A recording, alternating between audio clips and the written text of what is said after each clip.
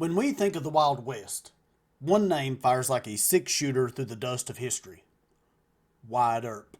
To some, he was the ultimate lawman, fearless, incorruptible, a man who tamed the wild streets of Dodge City and Tombstone. To others, he was a cold opportunist, using the badge when it suited him and a shotgun when it didn't.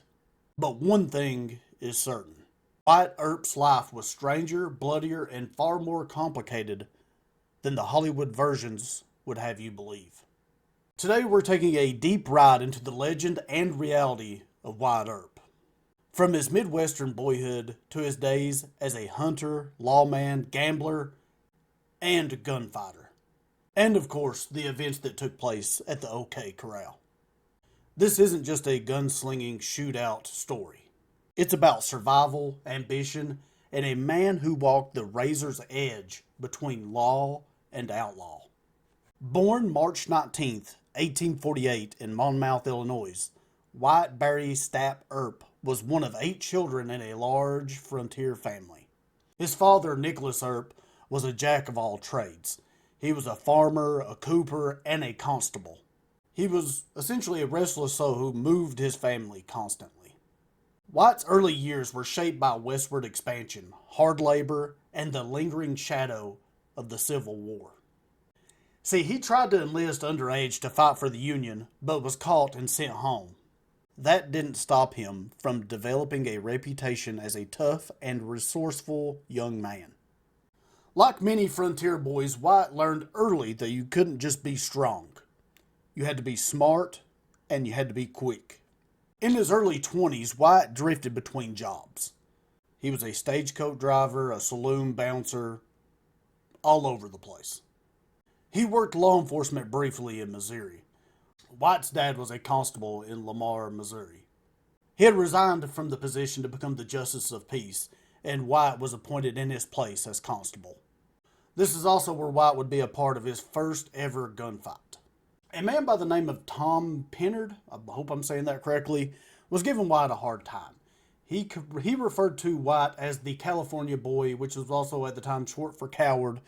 Essentially what he was saying, that Wyatt had ran to California to avoid being part of the Civil War, even though Wyatt was underage and was unable to participate. Now, Wyatt obviously took offense to this. The two got in a fight. Wyatt threw him out of the building. They both drew their pistols.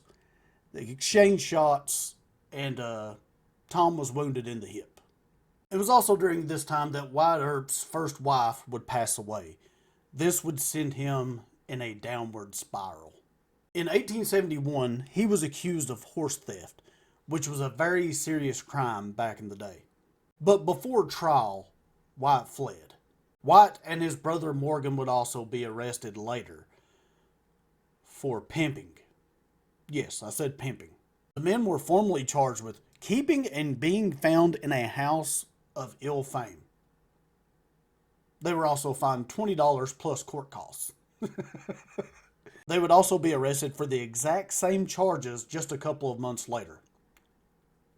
Pimping ain't easy. His name popped up in connection with brawls, gambling disputes, and questionable partnerships. This wasn't the saintly frontier marshal of legend. Wyatt had both boots planted in the moral gray zone. One day he wore a badge, the next he might be running a faro table or working with men the law wanted to hang. In the mid-1870s, Wyatt turned up in Wichita and later Dodge City, Kansas, notorious boom towns crawling with cowboys fresh off cattle drives. Here he worked as a deputy marshal known for his cool head and quick draw. Dodge City was where Wyatt's image as a no-nonsense peacekeeper began to form. He rubbed shoulders with other legends like Bat Masterson, Doc Holliday, and honed the skill that would define his career, confronting armed and drunken troublemakers without blinking. In 1879, Wyatt, his brother Virgil, and Morgan and their families moved to Tombstone, Arizona, drawn by silver mining opportunities. Wyatt wasn't the official sheriff. His brother Virgil was the town marshal. But Wyatt acted as a deputy marshal. The Earps clashed with a loose group of outlaws called the Cowboys. This included Ike Clanton, Curly Bill, and the McLaury brothers. The tension was fueled by politics, business rivalries, and corruption. It wasn't just about law and order. It was about power in a booming town where fortunes were made overnight. October 26, 1881, the famous shootout took place actually not inside the OK Corral. It was in a nearby vacant lot. It lasted about 30 seconds and about 30 shots had been fired. The Earps and Doc Holliday faced off against Ike, Bill Clanton, and Tom and Frank McLaury. When the smoke cleared, Billy Clanton and both McLaury brothers were dead. Virgil, Morgan, along with Doc Holliday, were wounded. Wyatt was left untouched. The incident made headlines across the West and cemented Wyatt's image as a fearless lawman. These events also sparked murder charges and public backlash. In March of 1882, Morgan Earp was assassinated while playing billiards, and Wyatt's other brother, Virgil, was ambushed and severely injured. Believing the legal system wouldn't bring justice, Wyatt formed a posse. This posse included Doc Holliday and would later become known as the Vendetta Ride. Over several weeks, they hunted down and killed several men they believed were responsible for the attempted assassination of Virgil and the assassination of Morgan. Over several weeks, they hunted down and killed anyone they believed to be responsible. This also marked the end of Wyatt's lawman career in Arizona. The Earps fled the territory under threat of arrest. Wyatt never again wore a lawman's badge in any official capacity. He drifted through mining camps in Idaho, Alaska, California, chasing gold and silver strikes. This was normal back in the day. Families moved around in hopes of hitting it big in the mining industry or, just finding other opportunities in new and upcoming towns. It was a fresh start. Now, another reason for Wyatt having to constantly move and, seek out other new opportunities is because, his wife Josephine had a really bad gambling addiction. The money was burning a hole in her pocket. Anytime she got her hands on money, it was gambled away and lost almost instantly. Earp would later have to sign over other forms of property from their names over to family members in hopes that it would support Josephine later in life after his passing. Wyatt would also referee boxing matches and rub shoulders with gamblers, politicians, and some movie stars. A more notable moment in Earp's life that would leave behind a lot of controversy came from his refereeing of a big boxing match between Bob Fitzsimmons and Tom Sharkey. Bob would hit Sharkey with a hard body shot that dropped Sharkey to the canvas. Sharkey would hold his groin. Earp, the ref for the fight, would call the match and declare Sharkey the winner due to the low blow. This set boxing fans ablaze, accusing Earp and others of fixing the fight. Earp would defend his actions, saying that he felt like he made the right decision. Sharkey would see a doctor over this low blow the next day, and the doctor would agree that he suffered a low blow. However, the doc admitted later that he fixed Sharkey up to appear to have suffered a low blow.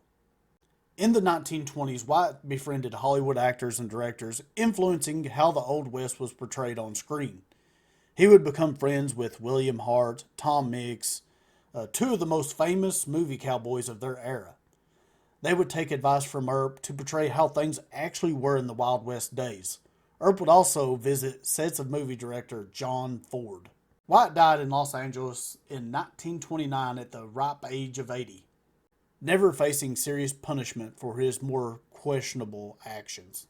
Much of Wyatt's legend comes from a 1931 biography by Stuart Lake, which painted him as a spotless hero. In reality, Wyatt was complex. He enforced the law when it benefited him, bent it when necessary, and was no stranger to gambling, violence, and political maneuvering. But his survival, adaptability, and ability to navigate the dangerous frontier made him a symbol of the American West. Maybe Wyatt Earp wasn't the perfect hero we see in the movies, but maybe that's exactly why he's worth remembering. He wasn't a myth. He was a man, and sometimes that's even more interesting.